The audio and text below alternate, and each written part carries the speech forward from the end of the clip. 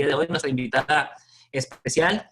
Les comparto brevemente, porque créanme lo que es bastante, su desempeño, su carrera que tiene ella en cuestiones profesionales, en lo que corresponde a su título y desempeño profesional. Es doctora en educación, docencia en áreas de las ciencias sociales y educación, investigación social y educativa y formadora de docentes. Su formación académica es doctora en educación por la Universidad de Las Palmas de Gran Canaria, licenciada en educación por la Universidad Pedagógica Nacional de México, maestría en docencia por la Universidad Pedagógica Nacional de México, profesora de educación primaria por la Normal del Estado de Chihuahua, experta universitario en Derecho de la Extranjería y las Migraciones por la Universidad de Las Palmas de Gran Canaria, y ha desarrollado también, ha participado en diversos cursos de corta duración en temática de educación, de sociología, de la sociedad, docencia, didácticas de la enseñanza. Su experiencia profesional, pues, es profesora de educación primaria, directora del plantel educativo de educación primaria, asesora de profesores de educación primaria, asesora de profesores de educación rural. Ha realizado varias publicaciones, tiene libros como La mediación intercultural, talleres de artes gráficas de radio,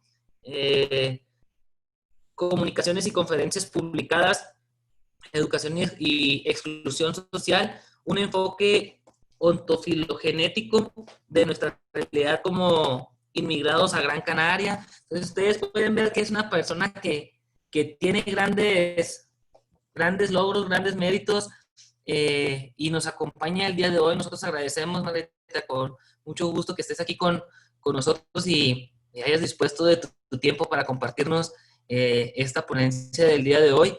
Sin más, mis hermanos, pues les dejo bien acompañados con Margarita. Muchísimas gracias y bienvenida.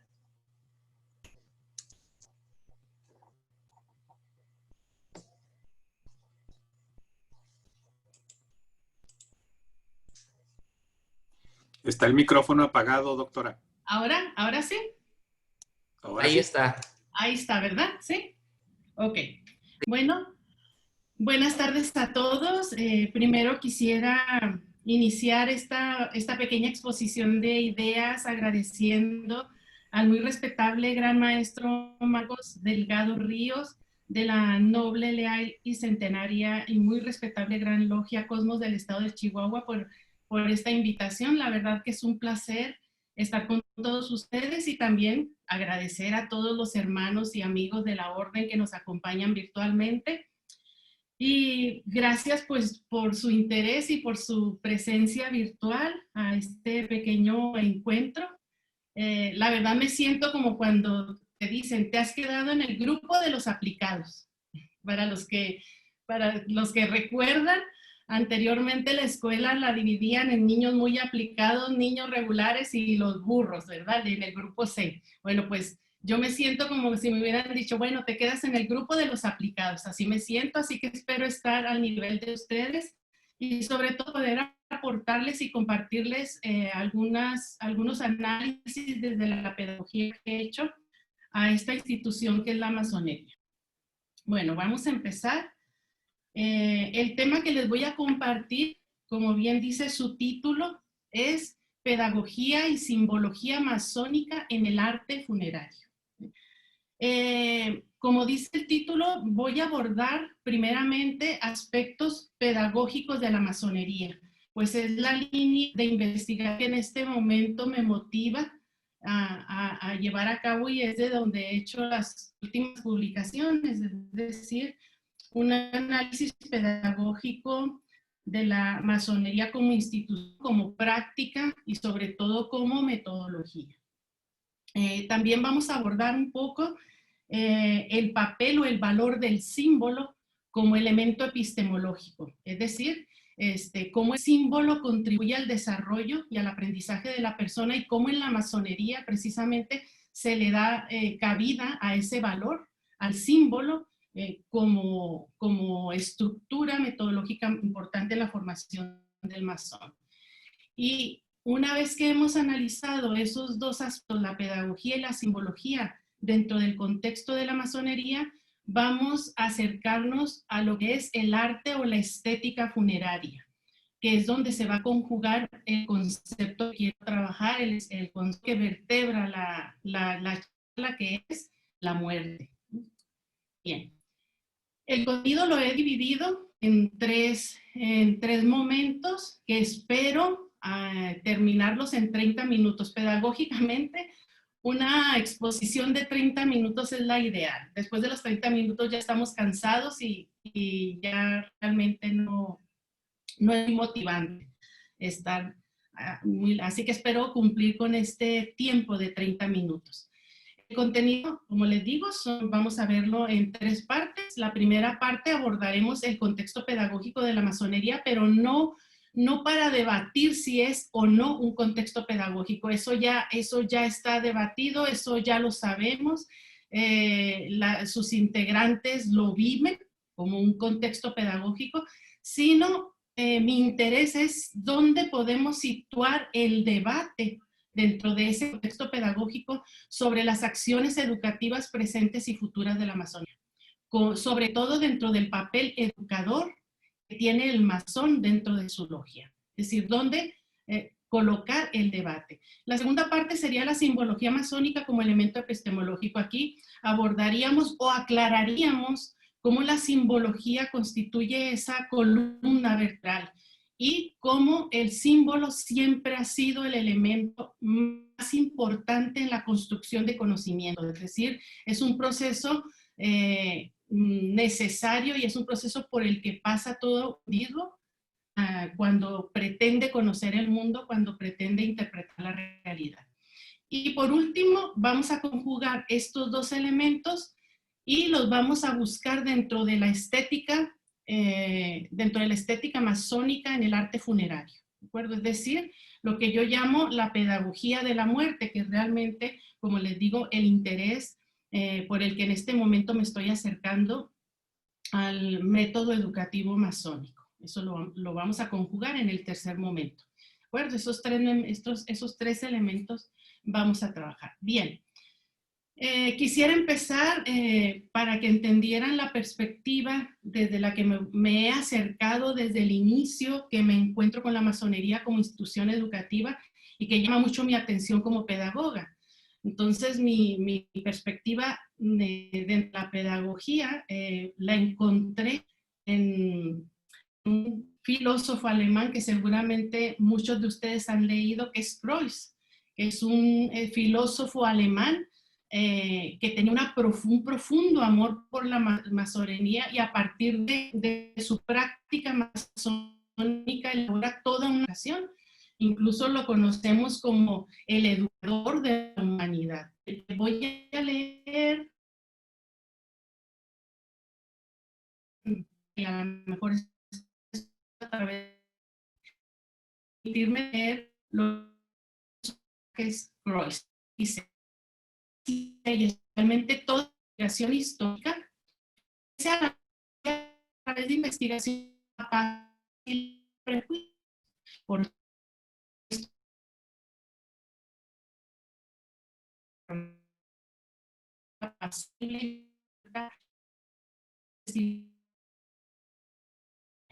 ya o no,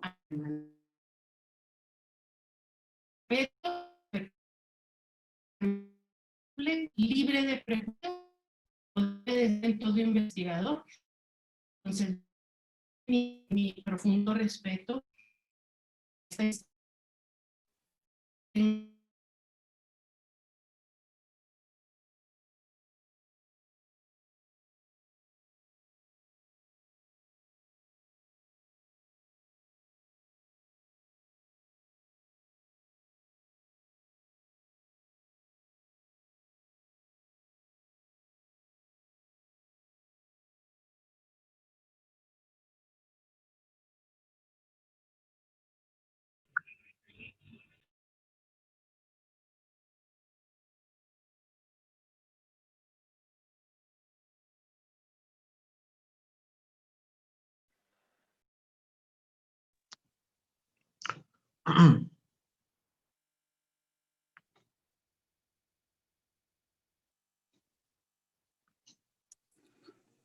Está fallando. Doctora, no se le escucha, doctora.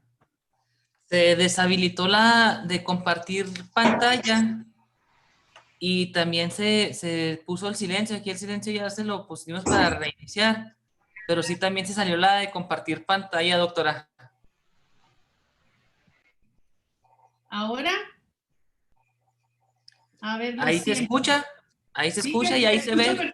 Escucho perfectamente. Lo que pasa es que ahorita perdí la pantalla. Ah, ok.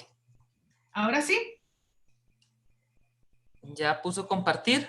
Sí. Todavía no aparece. ¿No aparece? Sí, la vemos a usted. A ver.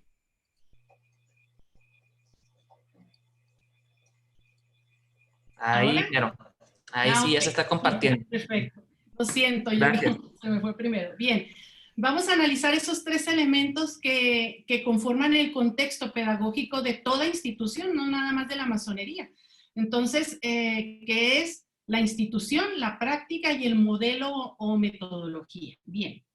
Como institución, yo creo que, como les decía al principio, no hay duda de que el nacimiento, el desarrollo y la vocación de la masonería como institución es eminentemente educativa.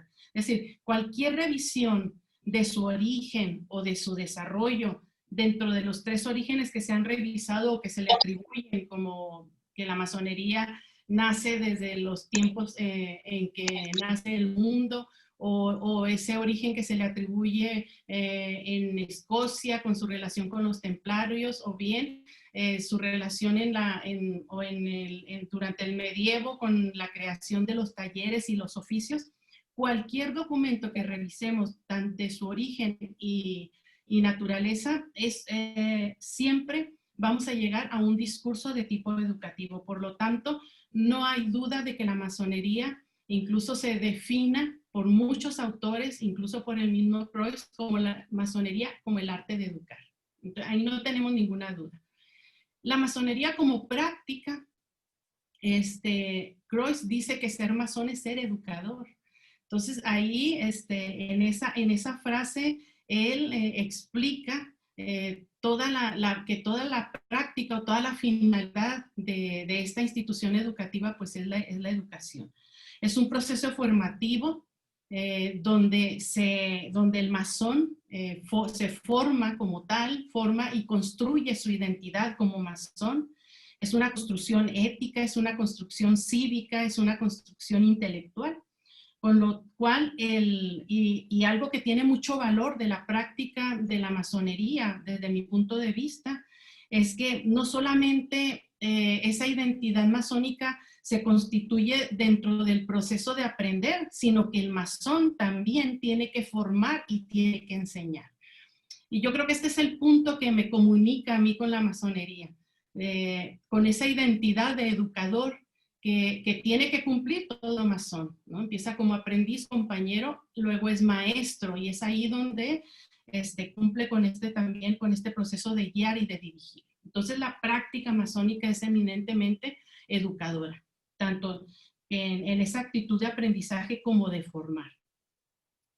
El modelo o metodología, aquí muchísimos investigadores que se han acercado a la masonería dicen que es imposible describir un modelo o metodología masónico por aquello del secreto, de lo que está oculto, de lo que no podemos acceder.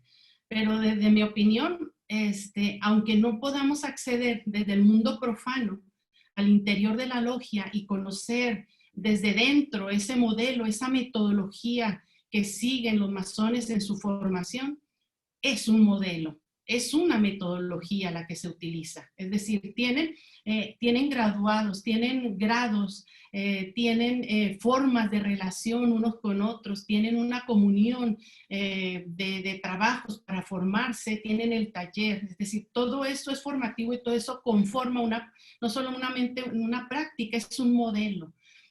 Y tomé la frase de un masón que hizo su plancha ya por 1891, se llamaba el Julio de Urlac. Él pertenecía a una logia en Madrid que se llamaba Progreso 88 y él decía sobre el modelo pedagógico de la masonería que era un espacio simbólico donde una microsociedad se educa.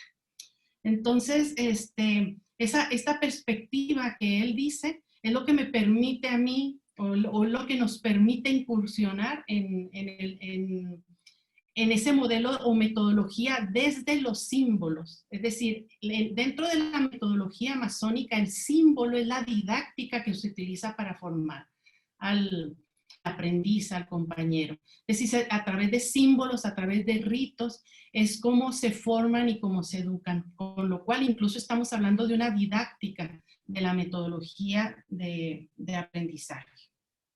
Bueno, incluso como pedagogos, podemos decir que esa metodología, aunque no la conozcamos hasta el interior de los talleres y de los trabajos, que es dentro de un secreto, de una intimidad que guardan los masones, podemos identificar perfectamente su metodología, por ejemplo, con educación para adultos, con toda la teoría que se trabaja en educación para adultos. Hay muchas semejanzas y muchas aristas que conectan con ese modelo, con el constructivismo, con la teoría del constructivismo, con la educación liberadora de Paulo Freire. Podemos encontrar, por ejemplo, teorías socioculturales de toda la escuela rusa, es decir, un conjunto de teorías pedagógicas nos pueden ayudar a conocer o a acercarnos a ese modelo. Bien, seguimos. Como les decía, dentro de esa metodología o de esa importancia y valor que se le da a la masonería, al símbolo como la didáctica, la simbología siempre ha sido un elemento epistémico para entender el aprendizaje y el desarrollo humano. Estos 4 elementos que ustedes ven en la pantalla es lo que define o lo que caracteriza o lo que nos explica, lo que nos resume la importancia del símbolo dentro del desarrollo de una persona. Primero, la función de la simbolización es el rasgo más propio del intelecto humano. Es decir, nosotros aprendemos el mundo, conocemos el mundo a través de símbolos. Entre el conocimiento y nosotros, en medio está el símbolo. El símbolo es un elemento de desarrollo personal. Incluso el niño, cuando empieza a prepararse a conocer el mundo, realiza un proceso que se llama juego simbólico. Y esto lo estudia mucho, por ejemplo, Jean Piaget. Y él dice que el niño, a través, jugando a representar el mundo, empieza a utilizar los primeros símbolos para aprenderlo. Entonces, el símbolo es la intermediación entre el conocimiento y el sujeto que aprende. Y esto en la metodología de la masonería es fundamental. El símbolo representa algo más allá que su significado inmediato. Entonces, aquí ya empieza a tejerse la tela de araña. Vamos muy bien. O sea, tenemos una institución que educa, tenemos una práctica perfectamente definida, pero luego convergemos en una metodología que ya se convierte en lo que es la diversidad. ¿Por qué? Porque el símbolo es una interpretación ontológica. Es decir, ustedes lo saben como maestros, saben que cuando el aprendiz empieza a interpretar los símbolos de la masonería, hay una interpretación por cada aprendiz, por cada persona. Las interpretaciones no son iguales, son ontológicas. Es decir, cada uno interpreta los símbolos de acuerdo a su realidad. Entonces, esta diversidad de interpretación de los símbolos masónicos es lo que ha dado pues, a distintos tipos de logias, a distintas obediencias, a distintas formas de entender los símbolos de la masonería. Bien.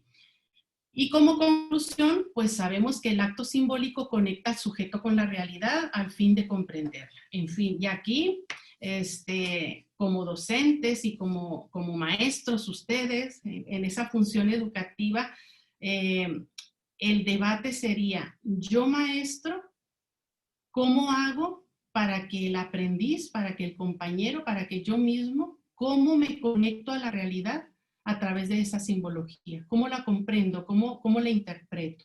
Entonces ahí, ahí está el debate de nuestra función como educadores, de cómo lo vamos a hacer. En la historia del conocimiento únicamente ha habido 3 maneras de realidad o 3 maneras de la función del educador para conectar al aprendiz con su realidad. Puede ser a manera de copia, que es decirle al aprendiz, mira, aquí está el manual, léetelo me lo dices y entonces entendemos que el aprendiz se ha hecho de ese contenido. Es igual en la universidad, los profesores, mira, léete el contenido, repítelo, y eso sería una forma de conectar al sujeto con la realidad, ¿no? Hay otra forma que es la interpretación libre, que tiene muchísimas críticas, ¿no? Por ejemplo, es decir, ¿qué es para ti? ¿Qué significa para ti? Por ejemplo, vamos a poner el ejemplo de el significado del símbolo de la regla y la escuadra que se revisa en el cuarto viaje del compañero, ¿no? En el cuarto viaje del compañero, el aprendiz debe de analizar, por ejemplo, el valor del símbolo de la regla y de la escuadra. Entonces, nosotros, una manera de conectarlo con la realidad, con el símbolo y con el conocimiento, sería preguntarle, bien, ¿qué es para ti la regla y la escuadra? Sin haber siquiera leído nada, por ejemplo, del manual, ¿no? Bueno, pues la persona va a hacer una interpretación libre de esa simbología y nos va a decir, pues para mí es esto, y va a conectar con su realidad, es la que nos va a expresar que es para él la regla y la escuadra, ¿sí? Y nos podemos quedar con esa interpretación. Y entonces vamos a tener muchísimas interpretaciones. Bien, y una tercera postura sería decir, bueno, explícame, o sea, desde tu realidad, qué significa la escuadra y la regla para ti. Y el papel del educador en esta tercera postura sería, por ejemplo, cuestionar o ayudar y guiar a la persona dándole el conocimiento, la perspectiva a la que queremos llegar para que la complete con ese primer acercamiento que hace él, ¿no? Entonces serían las tres posturas que siempre el docente en cualquier institución educativa hemos utilizado para conectar ese juego simbólico o esa actitud simbólica con la realidad. Entonces, generalmente como docentes, pues, utilizamos algunas de esas perspectivas. Bueno, no me voy a ahondar mucho en esto porque para avanzar un poquito más en el contenido. Bien, el siguiente tema sería el símbolo como eje epistemológico sobre lo que los masones se construyen como tales. Bien, en este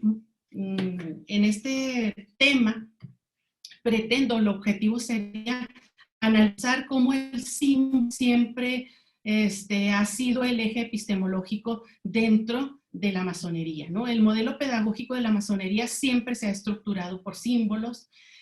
No me voy a ahondar en este tema, hay trabajos muy interesantes que han salido muy recientemente y que hacen un tipo de diccionario y análisis de los distintos símbolos de la masonería. Hay muchísimos trabajos.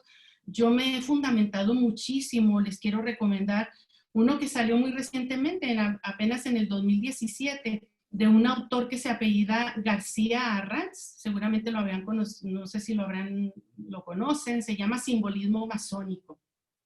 Muchos investigadores consideran que ha contribuido de manera importante al análisis de los símbolos masónicos.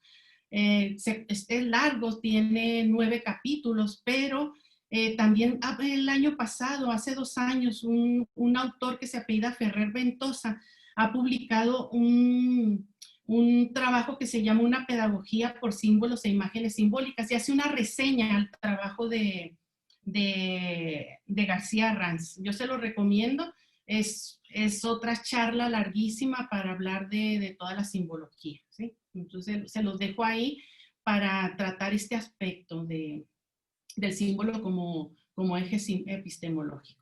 Bien, el símbolo o estética masónica evidencia un eclecticismo de fuentes.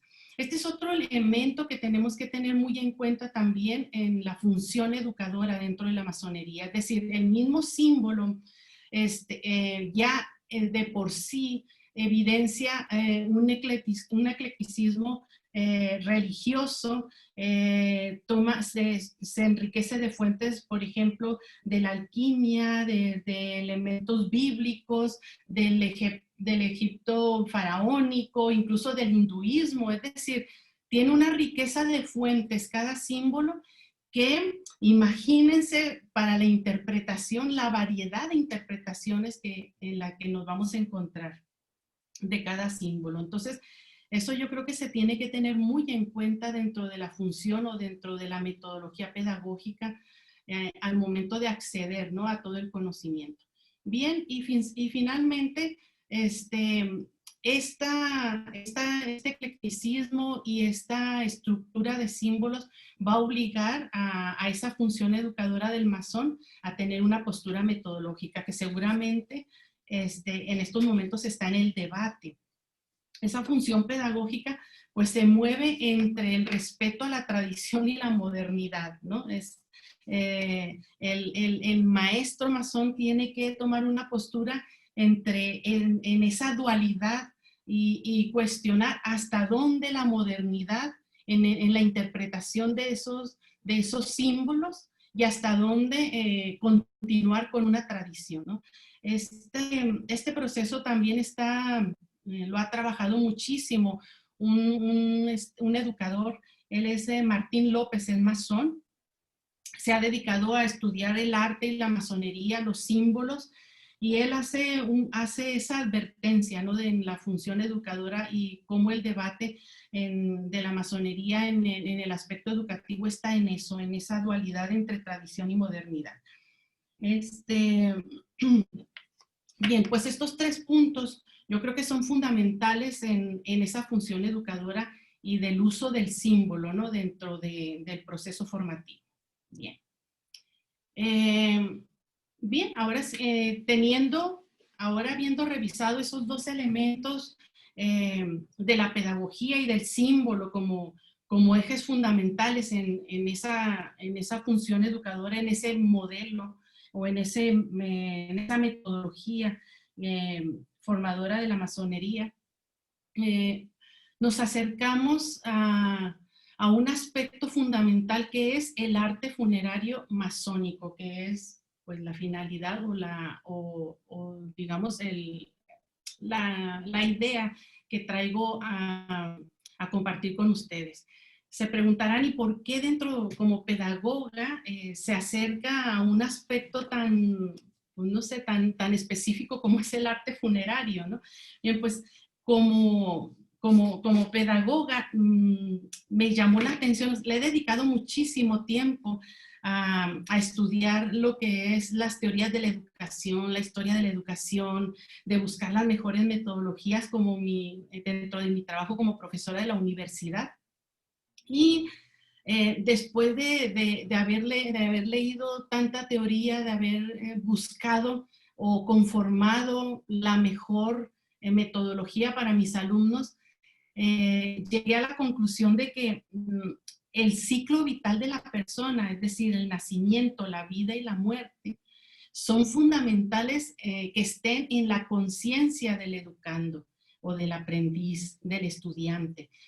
Con lo cual me encuentro que la metodología que utilizamos en los sistemas educativos de todo el mundo, de todos los países, hay un hueco. Es decir, ese ciclo vital no se toma conciencia, se toma conciencia del nacimiento, se toma conciencia de la vida, pero la muerte es un tabú en todos los sistemas educativos. En estos momentos no hay currículo para trabajar la muerte como parte del ciclo vital de toda persona. ¿Dónde me encontré ese trío, esos 3 elementos fundamentales del ciclo de la vida? Pues me lo encontré precisamente en la institución de la masonería como aspecto educativo. Es decir, ese concepto de educación integral, yo no lo entiendo si la persona no tiene conciencia de la muerte.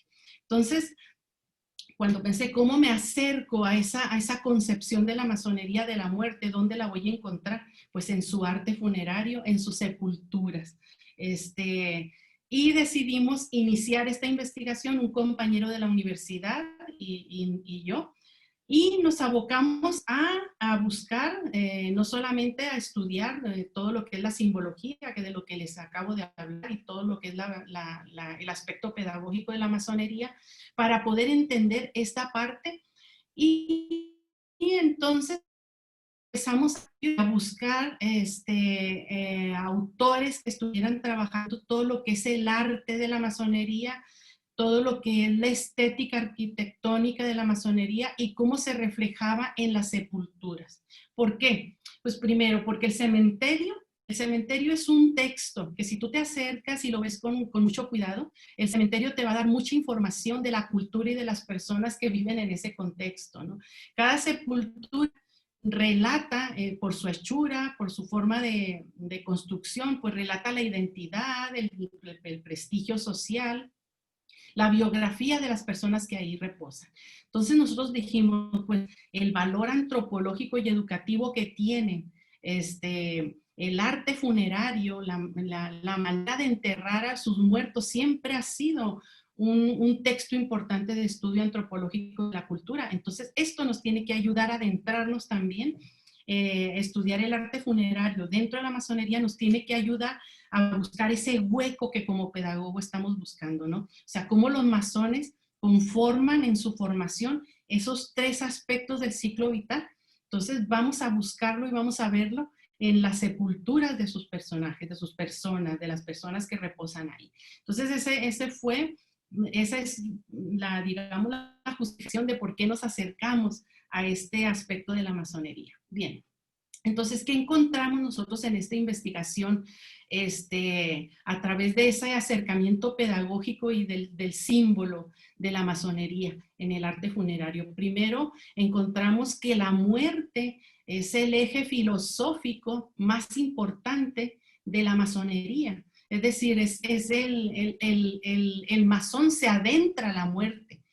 Y se adentra la muerte en la función más importante que es el educador. Es cuando obtiene el grado de maestro y que es cuando se le asigna la función de educar, cuando el masón debe morir para renacer. Y así lo dice en los trabajos que realizan, ¿no? Cuando empieza en este grado de masón. Incluso la M de masón, masonería y muerte se unifican en un todo integrado en la función educadora de este grado. Entonces eso es lo primero que nosotros encontramos, que la muerte está íntimamente relacionado con la función educadora. Lo segundo es que efectivamente hay una estética artística funeraria, es decir, no es un estilo, no podemos decir que la masonería sea un estilo artístico. Muchos investigadores, incluso investigadores del arte, dicen que la masonería es una estética en sí misma, es decir, es un conjunto de características estéticas consensuadas por una comunidad y consensuada históricamente, es decir, no son estéticas nuevas, ¿no? Han evolucionado, pero siguen unificadas en un solo espíritu. Entonces, esa estética artística funeraria está impregnada de muchísimos símbolos. Y en el estudio que nosotros hicimos de muchísimas sepulturas, que les digo, hicimos acopio, algunos incluso estuvimos de forma presencial en ellas, por ejemplo, hicimos acopio de sepulturas de Chile, de Argentina, de Uruguay, de Bolivia, de Paraguay, de Perú, de España, de Escocia. Mi compañero estuvo por Escocia tomando fotos de sepulturas masónicas, de Canarias también, y algunas en México. En Estados Unidos me tocó también visitar en Las Cruces un cementerio masónico, y pues cuando hicimos ese acopio hicimos un análisis de todos los símbolos que especialmente se encuentran en las tumbas, ¿no? El más representativo o los más comunes son todos aquellos símbolos relacionados con el trabajo. Es decir, es muy común encontrar en las sepulturas el compás, la escuadra, el mallete, el nivel y la plomada. Es decir, eso es muchísimo, muy común. Es decir, los instrumentos de trabajo. Y cuando nosotros empezamos a estudiar el significado de estos símbolos y por qué su situación tan común en la mayoría de las sepulturas, pues es porque el trabajo es el valor fundamental en la vida del masón. Y entonces cuando ves esos instrumentos en las sepulturas, es como es como un mensaje, ¿no?, a los demás de decir, aquí yace una persona que ha trabajado duramente durante su vida. Porque el masón no solamente su finalidad educativa es trabajar arduamente para formarse como buena persona. Una de las cosas que también hacen es contemplar su obra, es decir, esa contemplación de su trabajo es un aspecto muy importante para el masón en su formación. No solamente trabajar, sino que contemplen su obra. De ahí la importancia de la estética, de la belleza en el arte. O sea, que aquello que construye tiene que ser útil, pero también tiene que ser bello, ¿no? Entonces, esa estética que encontramos, lo primero, digamos, el aspecto más común era eso. Otro, un poco menos común, es también el uso de las columnas, ¿no? Las columnas como mensaje de sabiduría y conocimiento, que es fundamental también. Entonces también es como un mensaje en las columnas de decir que es una persona que buscó y estuvo siempre trabajando pues para ser una persona culta, una persona éticamente buena, una persona humilde, ¿no? Y otro símbolo también muy común es la letra G, que es el símbolo más espiritual y filosófico de la masonería, es el símbolo de la divinidad, del conocimiento superior, ¿sí? Es el emblema del gran maestro. Entonces también, pues ese es el símbolo más encontrado dentro de esta estética artística. Como de manera general, ¿qué nos encontramos en toda esa arquitectura? Porque la sepultura es una arquitectura, es un trabajo arquitectónico. Pues que hay una estrecha relación, un mensaje donde se unifica el concepto de trabajo, el concepto de vida y por supuesto el concepto de muerte, ¿no? Es ese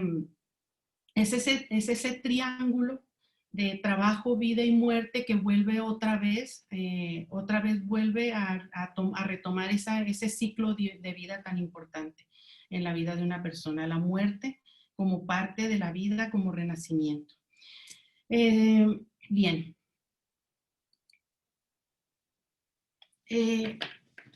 Dentro del análisis pedagógico que podríamos hacer de esta estética que observamos en las sepulturas, pues podemos encontrar muchísimas influencias del arte.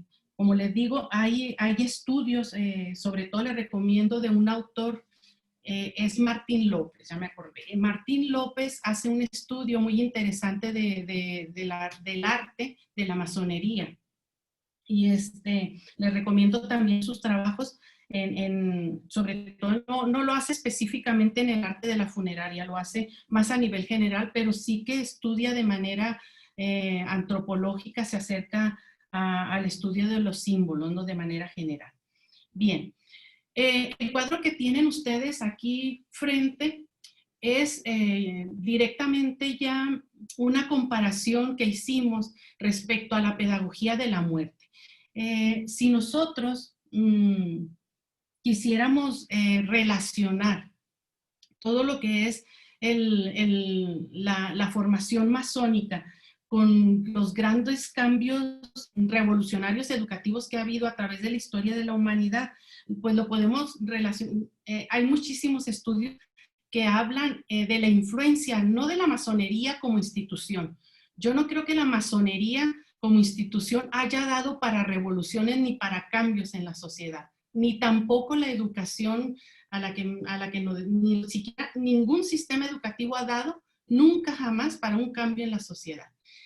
¿Qué ha dado para el cambio? Ha dado quienes han hecho los cambios y las revoluciones y la influencia de la masonería han sido sus masones. Es decir, no es la institución como tal, es el producto de esa institución. Los masones son quienes a través de su trabajo, a través de su relación con la educación, es como han aportado muchísimos cambios. Yo, por ejemplo, les puedo hablar de de la influencia que ha tenido la masonería en España, en la a través de la ILE, de la Institución de la Libre Enseñanza que se desarrolló ahí. Hace poco tiempo publicamos un artículo sobre el origen masónico de toda esa renovación educativa que se hizo en España, ¿no? Y así podemos hablar de muchísimas aportaciones de masones a la educación. En México también hay muchísimo. Bueno, pues una de las aportaciones emergentes en este momento es lo que podemos retomar del modelo pedagógico de la masonería respecto a una línea de investigación muy nueva. Se acaba de reactivar, apenas en 2017 empiezan a aparecer trabajos sobre pedagogía de la muerte en los sistemas educativos. Entonces, este cuadro comparativo hace una comparación, una relación entre esa investigación emergente que empieza en 1917, en los 80 y en los 90 se reactiva, se silencia, se queda, no hay casi trabajos. En 2000 empiezan a aparecer algunos, y es 2017 donde empezamos a hablar los investigadores o los pedagogos sobre pedagogía de la muerte. En el modelo pedagógico de la masonería vamos a encontrar que la muerte no es nada emergente en su modelo pedagógico, es decir, es el eje filosófico de su formación desde el inicio de su como institución educativa. O sea, el masón penetra en la muerte para renacer a una nueva vida desde que es iniciado en la masonería, con lo cual pues no es ninguna línea de investigación emergente. En la pedagogía de la muerte que estamos trabajando, en la investigación, se plantea como objetivo reducir el miedo a la muerte, disolver el tabú de la muerte, vincular la muerte a la vida y a la socialización de las personas. Sin embargo, el modelo pedagógico de la masonería dice que la muerte es un acto de amor y valentía. No se trata de disolver miedos ni de quitar tabús, es un acto de amor propio del ciclo de la vida. Es decir, para merecer renacer, para cambiar, es preciso morir. Entonces, es una vida basada totalmente en el trabajo y la honorabilidad, ¿no? Es algo que podemos aprender de ahí, ¿no? Los investigadores dicen que hay huecos curriculares de ausencia de enseñanza sobre la muerte, es cierto. Es cierto que hay huecos curriculares. En el modelo pedagógico de la masonería, el contenido simbólico se articula en los tres procesos, es decir, la muerte forma parte de. Es decir, ahí no se puede hablar de ni hueco curricular ni de ausencia de la enseñanza de la muerte, forma parte de su modelo. Dentro de la investigación decimos que se ha obviado la enseñanza de la muerte porque esto ha implicado justificarla, ¿no? Entonces, por eso las sociedades justifican a la muerte porque hemos obviado su enseñanza. Pues en el modelo pedagógico de la masonería se dice que el mayor aprendizaje de la muerte es en el papel del educador. Es decir, es cuando el masón se convierte en educador, en maestro, cuando la muerte tiene más relevancia. ¿Sí? Es un acto continuo del nacimiento, por ejemplo, en el pasaje sobre la muerte de Irán, que se maneja bien. Bien, y para terminar, quisiera aportar 3 conclusiones sobre esta investigación que hicimos mi compañero y yo, y haciendo referencia también a la primera parte, ¿sí? Primero decir que como conclusión y desde mi punto de vista hay un modelo pedagógico masónico. Es cierto que el debate está en su metodología, en esa dualidad que les hablaba, que el maestro masón se puede plantear entre su tradición y la modernidad. Y que ese modelo lo podemos encontrar y se hace evidente en toda la educativa de muchísimos masones a través de la historia de la educación.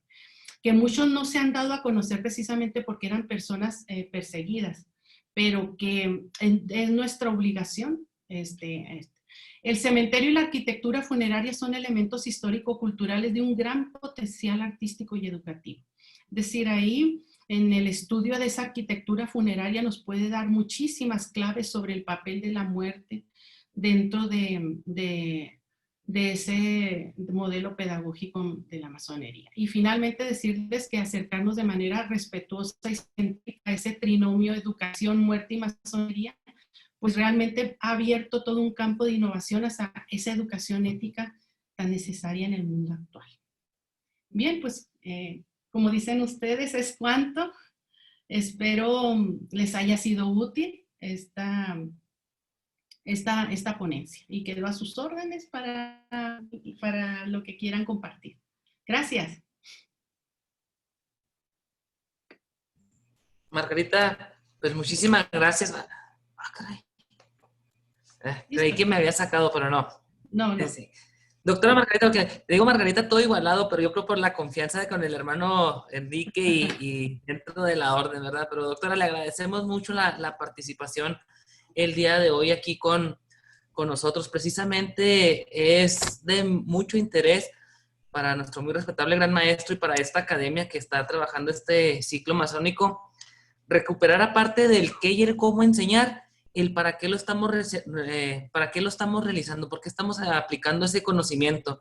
Creo que la masonería enfrenta grandes retos para subirse al barco del 2020, del siglo XXI, y creo que ahorita en la Gran Logia Cosmos no voy a decir que se está retomando, sino simplemente reorganizando cómo vamos a enseñar y qué es lo que vamos a enseñar, porque como que nos perdimos un poquito en las funciones de la logia, le perdimos un poquito el concepto de la masonería y se nos olvida que el principal punto es esa, es una escuela iniciática, es una escuela que está graduada, que depende de una metodología, que atiende una gran diversidad y atender esos estilos de aprendizaje que pueden existir en esa diversidad, pues complican mucho las cosas, pero sí es importante que dejemos, que no se convierta en especulación el simbolismo, sino que se convierta realmente en interpretación. Nos iremos equivocando, pero el estar dándole seguimiento y el estar dando, sobre todo, confirmando lo que estamos aprendiendo gradualmente, creo que le da también mucho fondo a lo que estamos realizando dentro de las logias. Dicen por ahí que tenemos la palabra que define al masón es la duda, y no dejarla nada más así de como escépticos, ¿verdad? Que vamos a desconfiar de todo lo que nos dicen, porque es lo que está pasando realmente en las logias. Van y entramos a las logias, vamos a una y nos dicen una interpretación de un símbolo y luego vamos a otra y ahí traemos a los aprendices peregrinando y al último, pues ¿a quién le voy a hacer caso? Entonces, aparte de que sí, el cómo estamos enseñando y para qué estamos enseñando, el qué y fundamentarlo, no nomás dejarlo en especulación, sino demostrarles con librito en mano, decirles aquí está fundamentado, históricamente se ha convertido y recuperar el origen de la masonería que ha estado un poquito perdido. No somos una asociación moderna porque dicen que ser modernos es olvidarse de lo pasado y yo creo que somos una institución que se actualiza, que se perfecciona, que se va adecuando a los tiempos y la educación forma un papel fundamental en esta orden. Mis queridos hermanos, estamos aquí para preguntas y respuestas. Es la parte previa antes de que nos manden a cenar nuestro muy respetable gran maestro. Quien tenga alguna duda, quien quiera hacer uso de la palabra, favor de manifestarlo con la aplicación, levantar la mano, porque no los alcanzo a ver a todos en pantalla. Si alguien tiene alguna duda, alguna pregunta que quiera realizarle a la doctora que nos está participando el día de hoy. Agradecerle también a las hermanas que se suman también a las pláticas. Es un gusto también contar y poder convivir, aunque sea a la distancia, con personas nuevas, ver caras nuevas en este foro. Mis hermanos, ¿alguien que desea hacer uso de la palabra?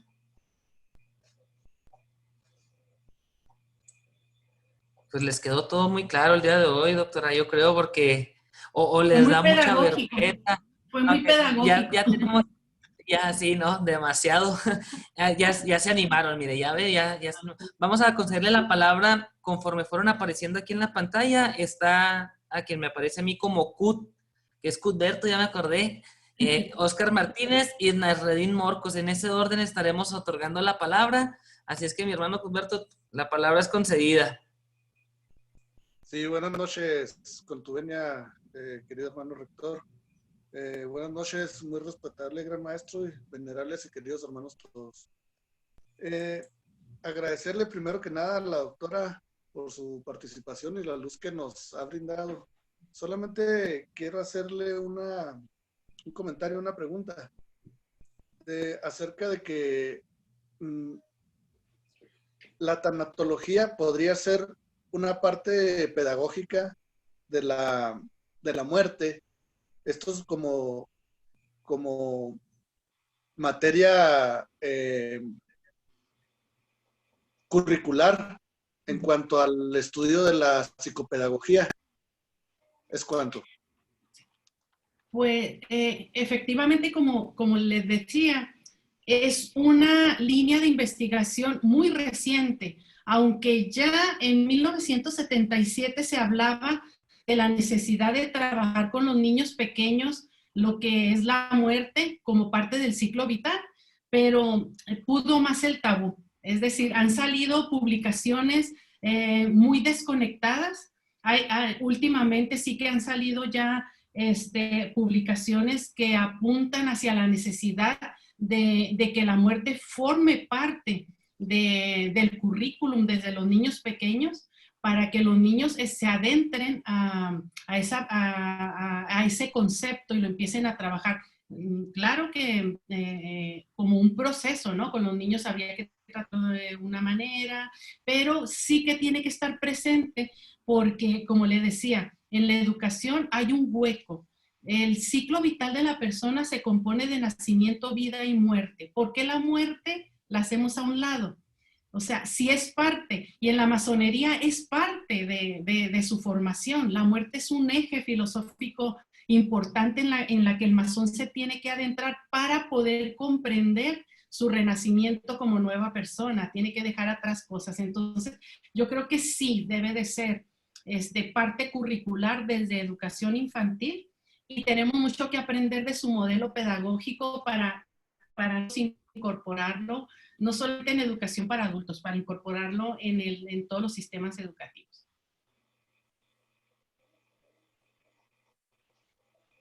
Muchísimas gracias. Querido hermano Oscar Martínez, ¿tienes la palabra?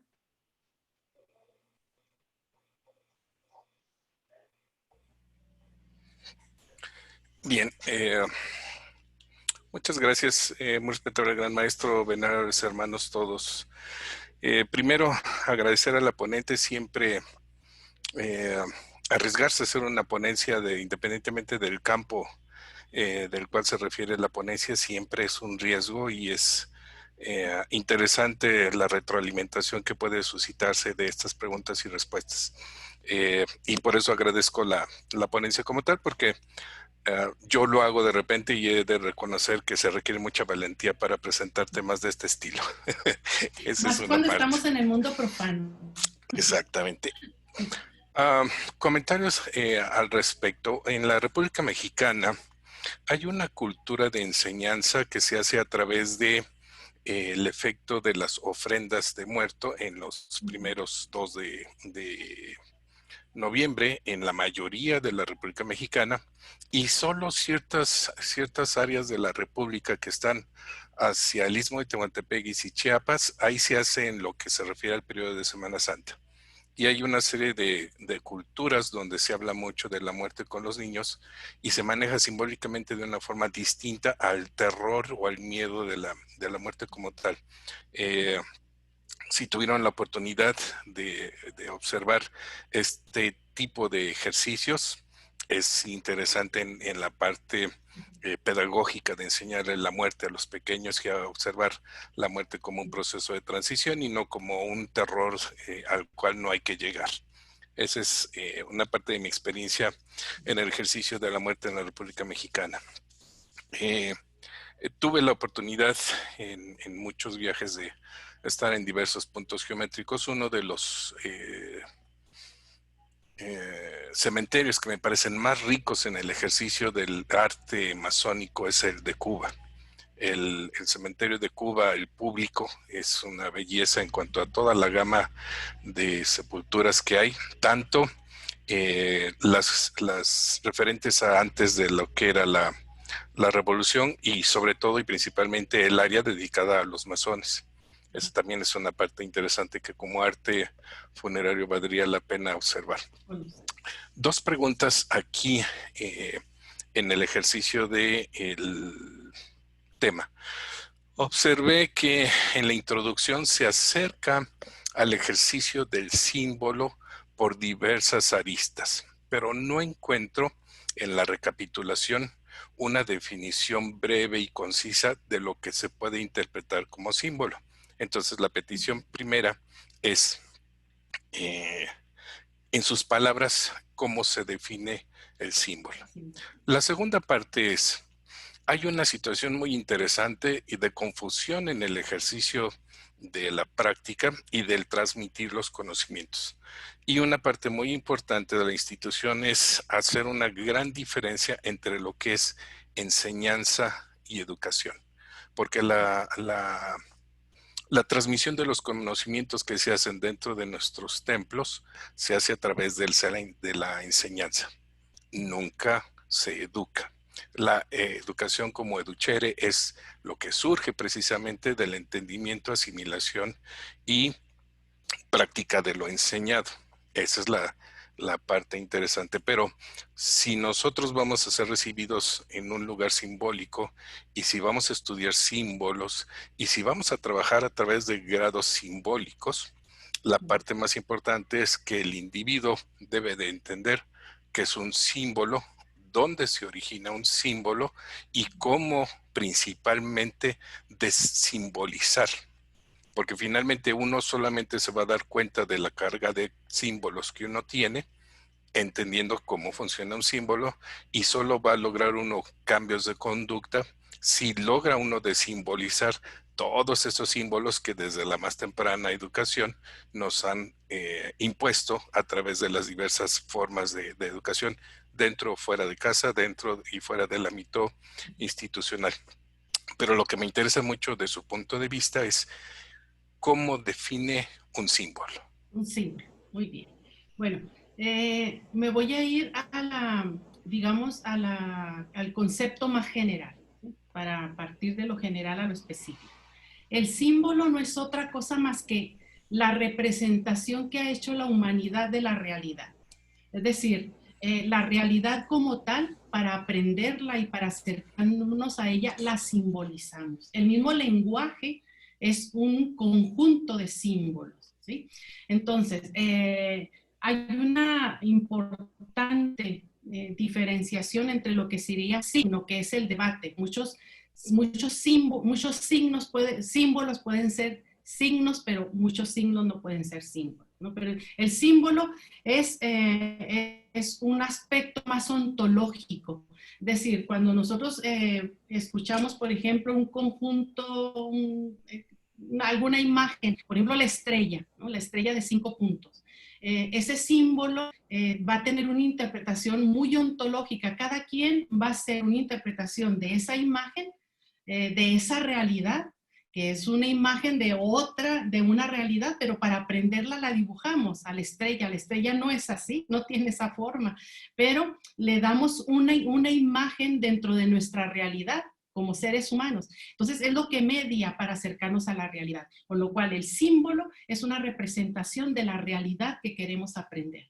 Nunca un símbolo va a representar la totalidad de la realidad, porque el ser humano no ha llegado a comprender la realidad. Todos los días estamos aprendiendo o reinventando la realidad. Entonces el símbolo es infinito en su interpretación. El signo es un elemento que lo diferencia. El signo es más restringido, tiene un concepto más consensuado. Entonces no nos podemos salir mucho de ese concepto. El concepto de la cruz es esto, esto y esto, ¿sí? Pero sí la línea que los divide es muy fina. Espero haber contestado un poco su pregunta, ¿no? Entonces, es la interpretación de la realidad, es la mediación que la humanidad hace para aprender la realidad. Y la otra pregunta que hacía era sobre la función de la enseñanza o de la educación, ¿no? O la diferenciación, o él decía que dentro de la masonería la función era más enseñar que no se educaba, ¿no? Es el debate eterno también entre instruir y educar, entre formar al sujeto en conocimientos y no en valores. Bueno, yo creo que este es un debate eterno en cualquier institución educativa, y me imagino que en la masonería como institución educativa tendrá ese debate a su interior. Es un debate metodológico, cómo enseñar, cuáles son los fines educativos de la masonería, cómo voy a lograr esos fines educativos aprendices con los compañeros para que construyan un punto de conocimiento. Pues yo pienso que es un debate eterno, pero lo que sí le puedo decir que desde mi punto de vista la masonería es un concepto educativo muy integral. Es decir, el masón se forma en lo intelectual, en lo ético, en lo cívico. ¿Y qué le digo? Nuestros currículos universitarios carecen de muchos elementos que en el modelo pedagógico masónico lo manejan. De ahí el interés que yo tengo en conocerlo y ahondarlo más para aprender de ese modelo y aplicarlo en el sistema educativo formal.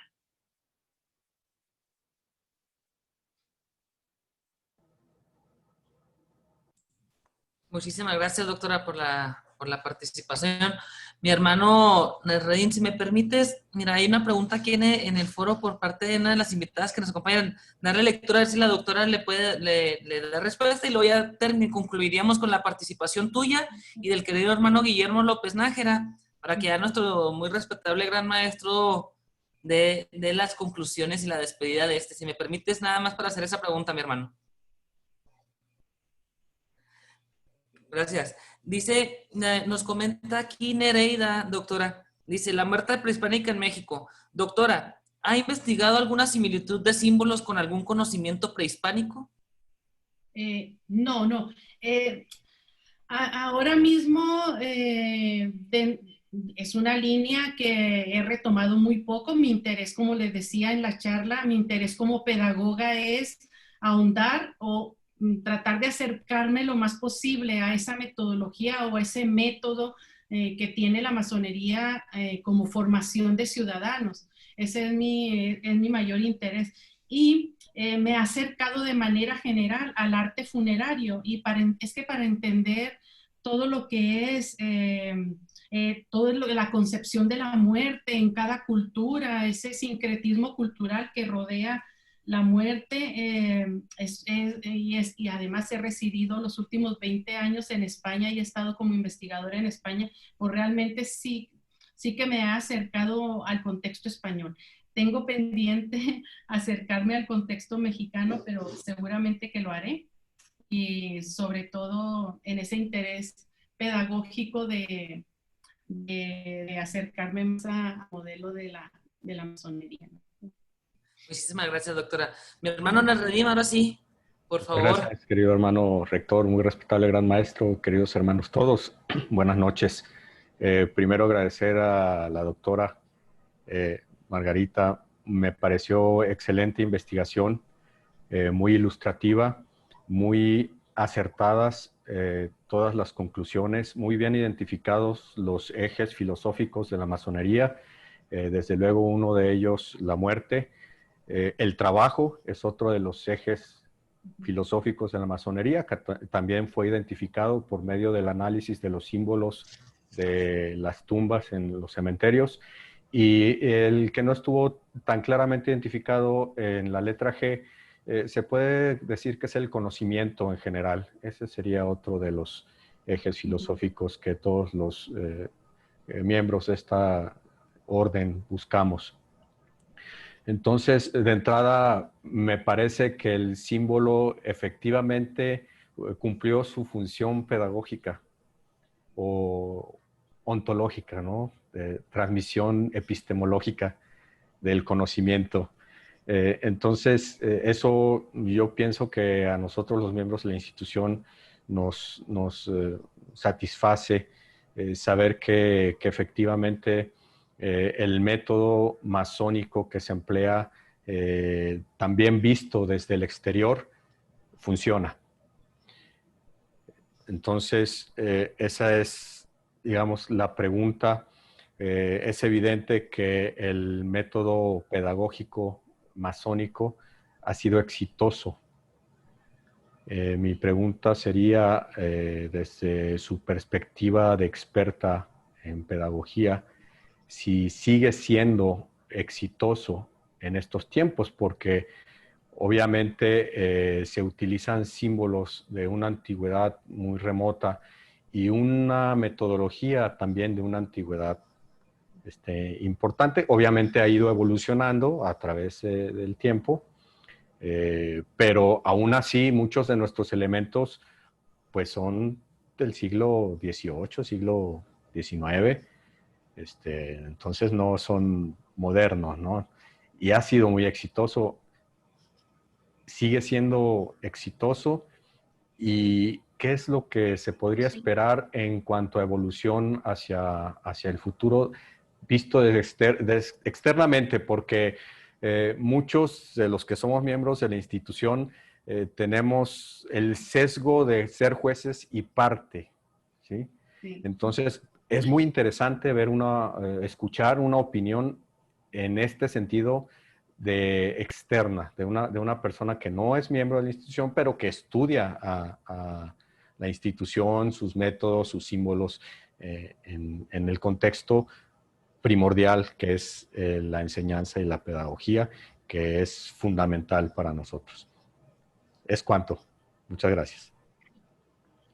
Pues le voy a responder con una frase que me ha venido a la mente de uno de los educadores que hablé de él al principio, Kreuz, el alemán, que paradójicamente fue expulsado de su logia porque renovar la logia, pretendía una tercera renovación de la logia, ¿no?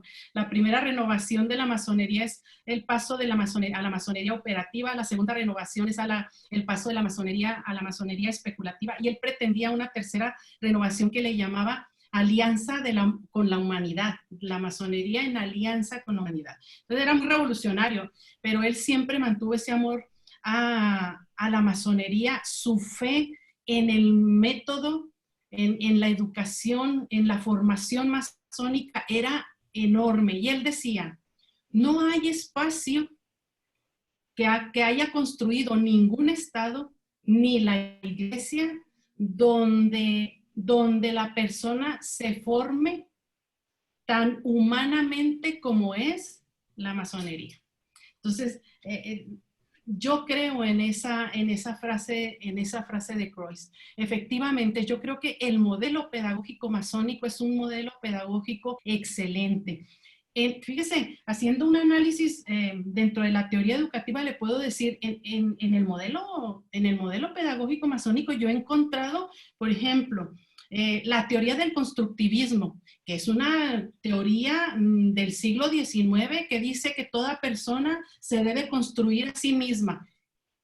¿Esa teoría la tiene la masonería en su modelo? Sí, el masón se construye a través de un trabajo interior que luego proyecta a la sociedad, porque es cierto que todo el trabajo que se hace al interior de la logia, uno de los objetivos que se le dice al aprendiz es que todo lo que aprende lo tiene que proyectar en la sociedad, tiene que salir a la sociedad, no se tiene que quedar ahí.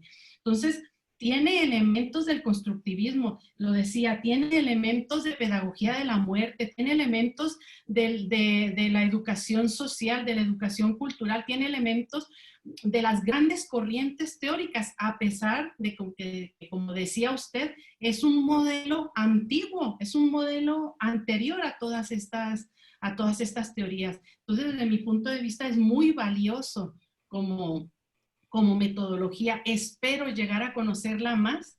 No puedo conocer, yo les decía, no, hay autores que dicen que no se puede hablar de un modelo pedagógico masónico porque gran parte no se conoce, pero yo digo, el que no se conozca totalmente no quiere decir que no exista. Entonces, lo que yo he conocido es un modelo exitoso y eso lo podemos evidenciar en toda la influencia de los masones en la construcción y desarrollo de las revoluciones educativas y sociales más importantes de la historia de la humanidad.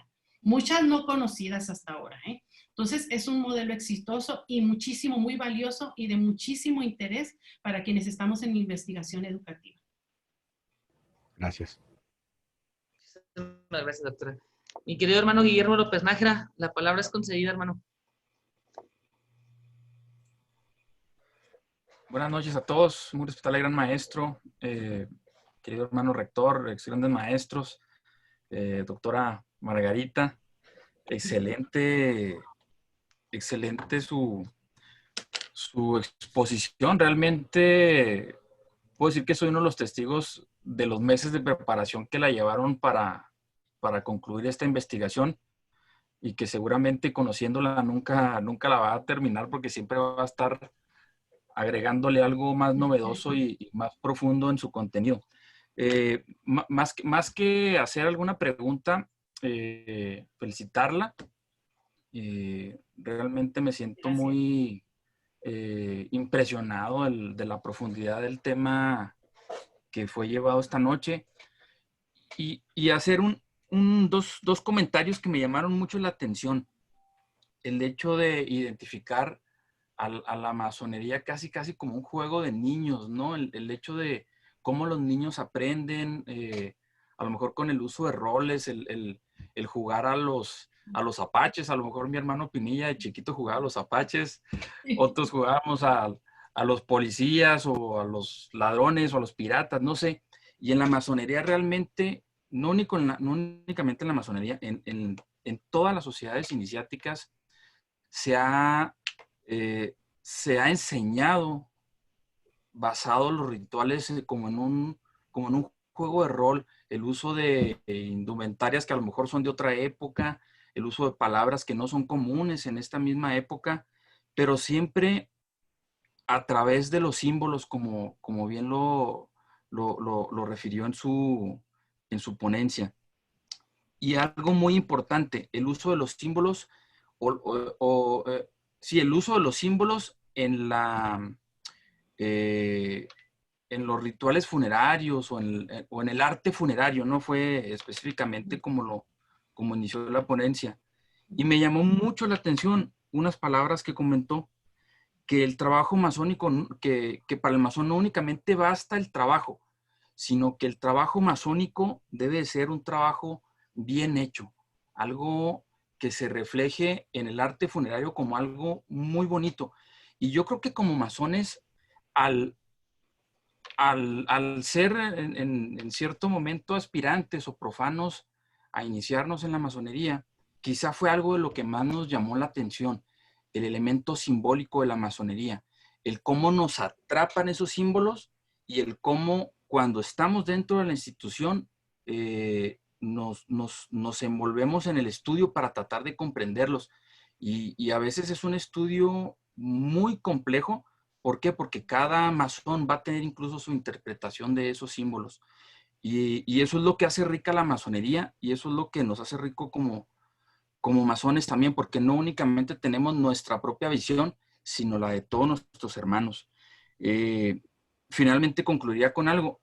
Ese trabajo masónico, ese trabajo de perfección, debe de ser tal cual y tan bonito como usted lo expresó, porque es el trabajo dedicado al gran arquitecto universo. Entonces, entiéndase como lo queramos entender, el gran arquitecto es el trabajo que realizamos de manera personal para lo más perfecto del universo. Entonces, debe de ser un trabajo muy dedicado, muy completo.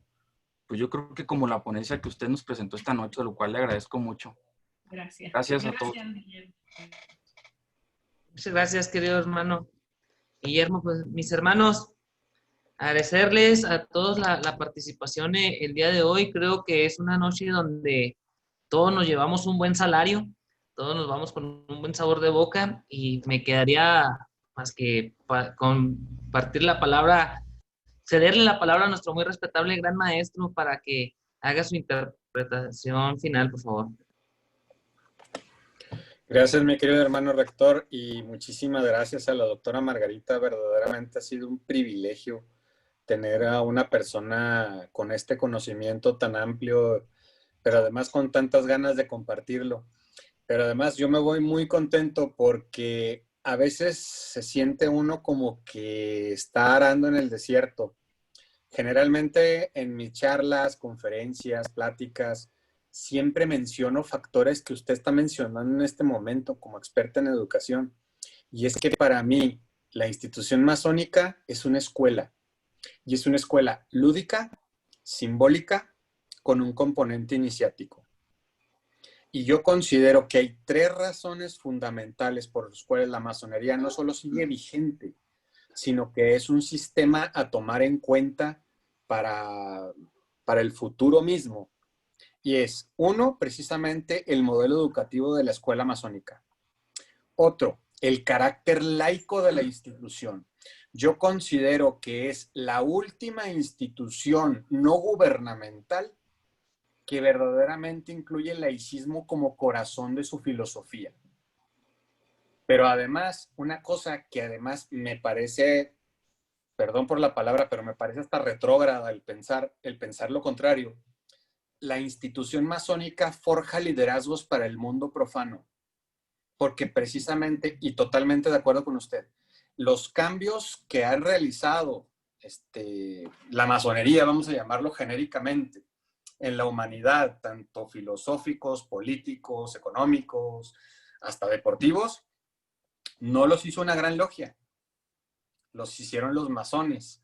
Por supuesto, la parte fundamental para generar esos liderazgos, pues es la logia, ¿no? Es la logia misma, es la gran logia. Entonces me da muchísimo gusto tener esa coincidencia con una experta como usted, porque creo y además considero que es parte de la pasión que mueve a la masonería, aunque paradójicamente se supone que combatimos las pasiones. Realmente esa enseñanza iniciática y con todos esos componentes tan ricos que nos adelantamos por muchísimos años a los modelos educativos modernos, realmente son parte fundamental de ese eje que mueve una institución tan importante en la historia como ha sido la masonería. Entonces, me da muchísimo gusto.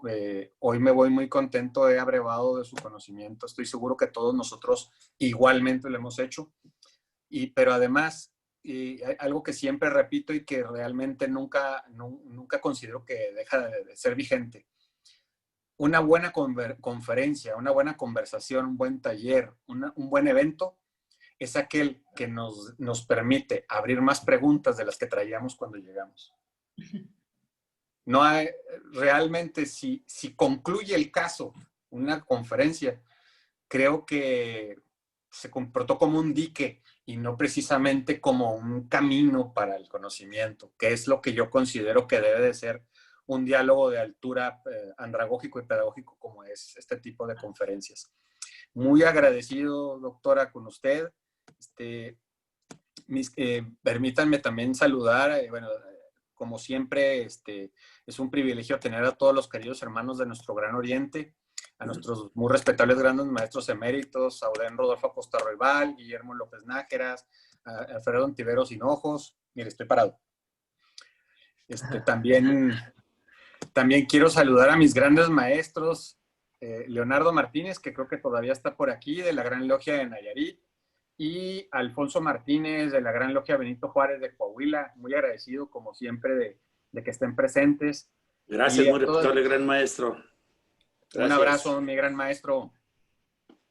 Y por supuesto, de todos los queridos hermanos. Mis queridos hermanos, estamos en medio de una pandemia que nos ha forzado a reconocer algo que ya era inherente a la masonería, que es el progreso de la humanidad.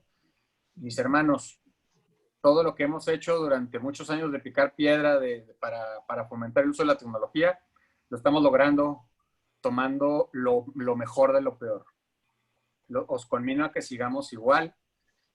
Mis hermanos, sigámonos cuidando. Esto no ha cambiado gran cosa. Necesitamos vencer esa curva. Necesitamos vencer esa pandemia. Estemos en casa lo más que podamos. Espero de todo corazón que todos ustedes estén bien, de buenas, con sus familias, con trabajo, obviamente con salud. Y a los que no, realmente les extiendo la mano. Aquí estamos de pie al orden. Mis hermanos, muy buen provecho a los que vayan a cenar. A los que no, pues que tengan unas buenas noches. Les mando un triple abrazo fraterno. Y lo que ya es una costumbre aquí en Cosmos, favor de abrir los micrófonos y aumentar esa armonía hermosa que forma una armonía increíble que es despedirnos todos juntos. Mis hermanos, muy buenas noches a todos. Un gran abrazo. Hasta luego, hermanos. Buenas noches. Buenas noches, mis hermanos. Buenas noches.